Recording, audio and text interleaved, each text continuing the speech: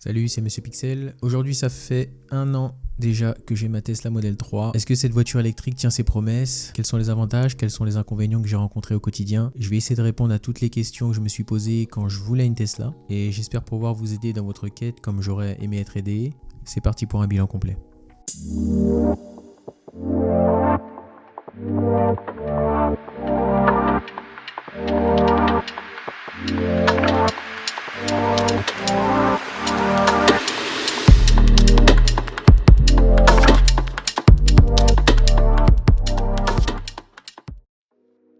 Pour mettre un peu de contexte, j'ai la Tesla Grande Autonomie à propulsion arrière. Et il faut savoir qu'elle est sortie de façon éphémère à l'époque. Elle était disponible au départ que pour le marché professionnel, puis c'est finalement ouverte aux particuliers. En clair, c'est la version propulsion standard, mais avec la grosse batterie, qui me permet d'avoir plus de 550 km d'autonomie. J'ai pas configuré ma Tesla moi-même car je l'ai prise dans le stock immédiat Tesla, car j'étais pressé. Donc en gros, je n'ai pas choisi mes options, mais à part la grande batterie, j'ai quand même les anti-brouillards, ce qui est plutôt rare sur cette config. Au niveau design et qualité de fabrication, niveau look intérieur, j'ai la version appelée Premium en noir. J'avais pas envie de prendre blanc, même si c'est vrai que c'est plus joli, faut l'avouer. Toujours aussi moderne et épurée, la Tesla Model 3 ne passe pas inaperçue. Je ne sais pas si vous le savez, mais la Model 3 est sortie en 2017, donc 7 ans à l'heure où je fais cette vidéo. Et c'est là que je me rends compte à quel point elle a un design intemporel. Après tout ce temps, les lignes restent épurées et minimalistes. Elles font toujours le boulot. En fait, on se dit qu'elle est toujours à l'aise avec son temps. Les phares avant élancés, la courbe latérale et la ligne générale font toujours mouche franchement. Le seul point qui à mon sens pourrait trahir son âge serait peut-être les phares arrière qui, même s'ils sont à LED, manquent un peu de dessin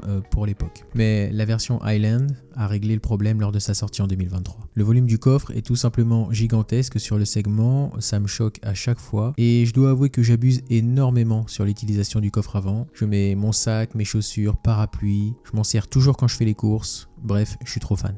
Au niveau de la qualité de fabrication, j'avais bien fait attention lors de sa livraison et je n'avais pas vu grand chose à déclarer sur l'état général ou sur la qualité. Pas de soucis sur l'assemblage ou sur des bruits par exemple. Un an après, c'est pareil. J'ai peut-être remarqué que les poignées de portière n'étaient pas vraiment affleurantes, mais ils ont rien voulu savoir à la livraison. Finalement, ça ne me gêne pas tellement en fait. Après un an, j'ai la boîte à gants qui fait quelques siennes. La carrosserie est toujours nickel sauf sur 2 endroits, mais c'est entièrement de ma faute. En tout cas, c'est très léger. Il y a quand même des choses inadmissibles à ce prix, comme des parties apparentes qui ne devraient pas l'être, notamment dans le coffre arrière, des finitions qui font un peu cheap sur certaines parties de la voiture ou des bruits comme sur la mienne sur le volant. Au niveau intérieur minimaliste et de la qualité des matériaux, après un an, est-ce que les matériaux intérieurs tiennent toujours le coup ?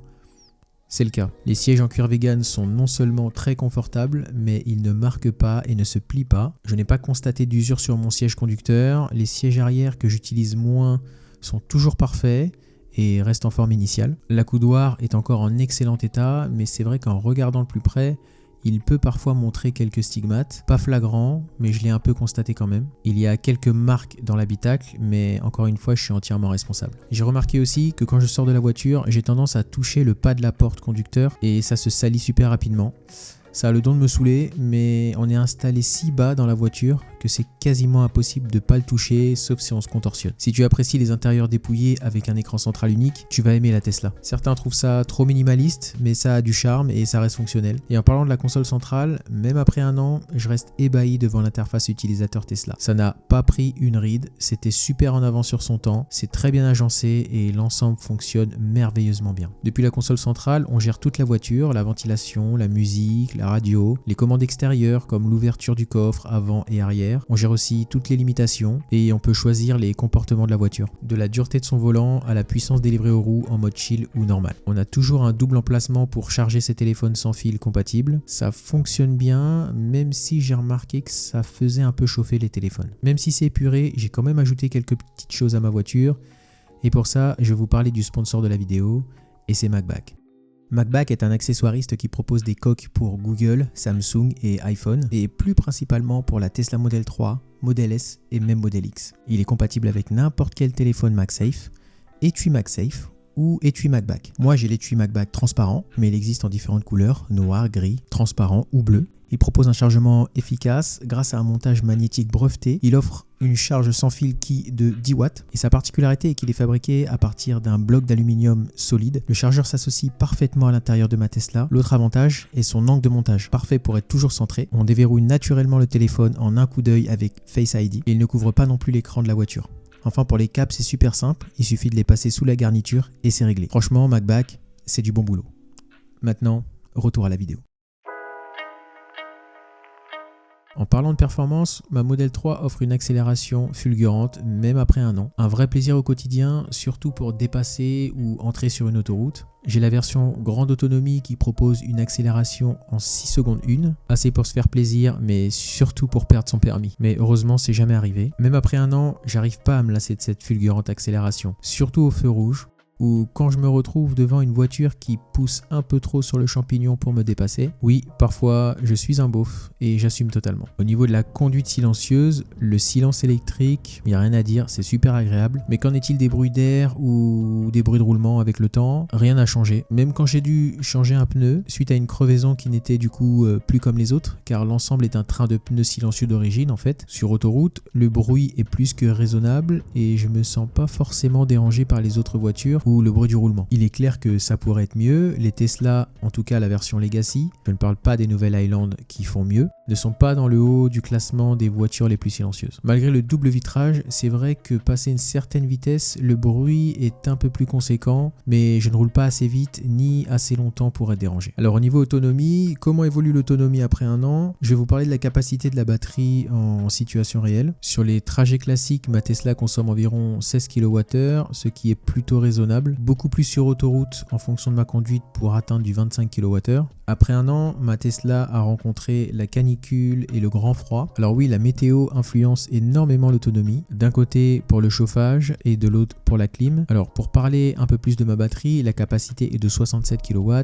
C'est une technologie NMC, nickel, manganèse, cobalt. Je ne vais pas rentrer dans la fiche technique, mais en gros, ma batterie ne doit pas être chargée à 100%, mais à 80%. Et ça, c'est dû à sa chimie particulière. Quand je l'ai eu, j'avais 442 km d'autonomie, donc à 82%, et environ 552 km d'autonomie à 100% quand je faisais des longs trajets. Pour son anniversaire, elle a perdu 10 km d'autonomie, soit une dégradation de batterie d'environ 1,8%.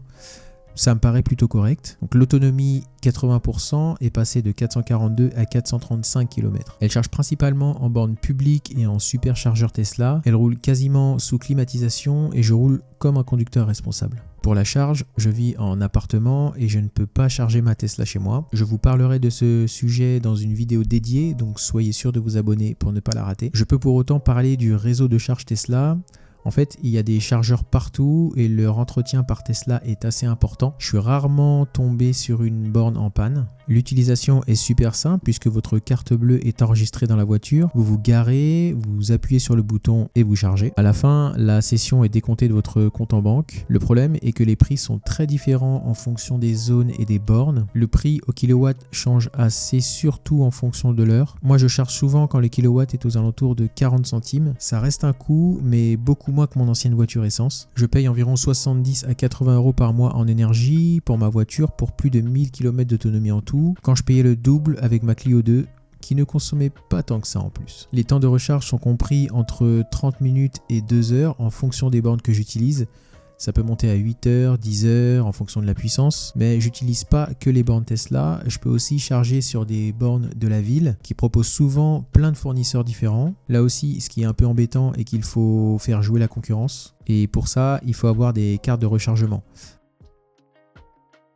Au niveau autopilote et conduite autonome, alors les Tesla ont quand même révolutionné la conduite autonome en la rendant accessible au plus grand nombre. J'ai la conduite autonome, c'est-à-dire que ma voiture se conduit seule sur autoroute, mais où je dois quand même exercer une pression sur le volant afin d'éviter une désactivation. Alors mon avis sur l'autopilote standard, c'est que c'est pratique sur autoroute et long trajet uniquement. C'est reposant, mais ça abaisse quand même un peu la vigilance. J'adore l'utiliser quand je pars en week-end ou dans les bouchons, mais c'est vrai qu'à part ça, faut quand même faire attention. Parfois, il peut se comporter de façon étrange quand les caméras pensent qu'un véhicule est trop proche ou si elles ne voient pas bien. La voiture peut faire ce qu'on appelle des freinages fantômes. Alors, elle freine assez fort et c'est assez impressionnant. Il faut accélérer tout de suite manuellement pour éviter ça, mais franchement c'est pas hyper agréable. Mais heureusement que c'est très très rare. Mais en termes d'expérience utilisateur, il n'y a pas mieux que Tesla. En termes d'ergonomie et technologie, le grand écran central est toujours aussi agréable à utiliser. Ma voiture embarque un processeur Ryzen qui rend l'expérience super fluide. Sur les anciennes Tesla, c'est un processeur Intel Atom. J'ai jamais eu de gros bugs logiciels. Une fois ou deux, j'ai dû reboot la voiture. Pensez pas que je dirais ça un jour. Bref, j'ai reboot la voiture en actionnant les deux boutons sur le volant pendant plusieurs secondes. Et c'était reparti. Ce qui est fou aussi avec Tesla est que la voiture se met sans cesse à jour. J'en parle souvent sur mon compte Instagram où je fais des stories pour l'occasion. Mais en un an, ma voiture a eu des features qu'elle n'avait pas avant. J'ai eu l'ajout des phares matriciels intelligents, la modélisation caméra, des nouveaux jeux, des améliorations du mode Sentry et d'autres trucs plutôt fun comme ça par exemple. Automatic defense procedures initiated. D'ailleurs, parlons de Sentry ou Sentinelle. Bon, c'est un mode qui pompe un petit peu de batterie, mais qui enregistre en vidéo à chaque fois qu'il se passe un truc à proximité de la voiture. Donc quelqu'un qui se rapproche un peu trop près, trop curieux, ou qui tente tout simplement de toucher la voiture. Et j'ai accès à toutes les caméras depuis mon téléphone. Tout ça depuis l'application Tesla. Alors, l'application Tesla, c'est encore quelque chose de fou. Dispo sur iOS et Android, je peux déverrouiller la voiture à distance, je peux lancer le chauffage, voir sa position, accéder aux caméras, ouvrir le coffre ou surveiller la charge. Même après un an, j'apprécie toujours autant utiliser l'application. Alors au niveau coût et entretien, au niveau coût énergétique, après un an, combien ça m'a coûté en termes d'électricité et comment ça se compare à une voiture thermique. Si je me réfère à l'application parce que je ne me suis pas amusé à calculer ça tout seul, j'ai dépensé 689 € pour 2600 kW depuis un an pour un équivalent thermique de 1662 €. Je vous laisse faire le calcul, c'est tout simplement fou, d'autant qu'il faut savoir qu'il n'y a aucun frais d'entretien à ajouter. Ah si, le liquide lave-glace. J'aurai peut-être dans les 800 € de pneus à changer quand le moment sera venu, mais je n'ai ni huile à changer, pas de courroie de distribution et j'ai pas de plaquette de frein parce qu'en fait il y a vraiment très peu de pièces mobiles dans une Tesla et pas de frein parce que la voiture freine toute seule avec le frein régénératif. Donc en gros c'est des plaquettes de frein illimitées quoi. En termes économiques, la voiture électrique est un bon choix. Je sais que beaucoup ne seront pas d'accord, alors déchaînez-vous dans les commentaires. Ok, c'est cher à l'achat, mais tout le reste, c'est pratiquement zéro comparé à une voiture thermique. Pour l'assurance, je paie environ 100 € en tout risque pour une Tesla qui fait quand même 300 chevaux. Je sais qu'il y en a qui payent beaucoup moins cher, même avec une Tesla Performance. Si vous êtes parvenu jusqu'ici, je vous invite à liker la vidéo, vous abonner à la chaîne, mais aussi Instagram et Twitter pour ne pas rater mes prochaines vidéos. Alors finalement, cette Tesla après un an, c'est des avantages et des inconvénients. Au niveau avantage, j'ai noté l'accélération, la technologie embarquée, le confort, le coût énergétique, l'autonomie satisfaisante, la recharge rapide, l'interface super fluide et l'autopilote quand même. Et au niveau des inconvénients, des problèmes potentiels de finition, peut-être les bugs logiciels. Alors finalement, est-ce que je rachèterais une Tesla? Alors la réponse est 1000 fois oui. Et je vais vous dire mieux, pour l'instant, une Model 3 me suffit. Et je sais très bien que ma prochaine voiture, ça pourrait être une Tesla quand même. Une Model Y, voire une Model X. On peut rêver. En fait, Tesla, c'est comme Apple. C'est une histoire d'écosystème. Tout fonctionne bien ensemble. On est bien installé dedans et on n'a pas trop envie de changer. Je ne dis pas que je guette pas Polestar d'un coin de l'œil, mais pour l'instant, si je devais conseiller une voiture électrique à quelqu'un, ce serait une Tesla. Tiens d'ailleurs, si vous souhaitez en avoir une, utilisez mon code parrainage dans la description de la vidéo parce qu'avec ce code, vous allez pouvoir avoir 1000 € de remise sur votre voiture. Moi, quand je l'ai acheté, j'ai eu 500 €. Profitez de 1000 €. Enfin, si vous avez des questions ou des sujets que vous voulez que j'aborde en profondeur sur la Tesla, laissez un commentaire. N'oubliez pas de liker et de vous abonner si cette vidéo vous a plu. Encore une fois, c'était Monsieur Pixel. Peace.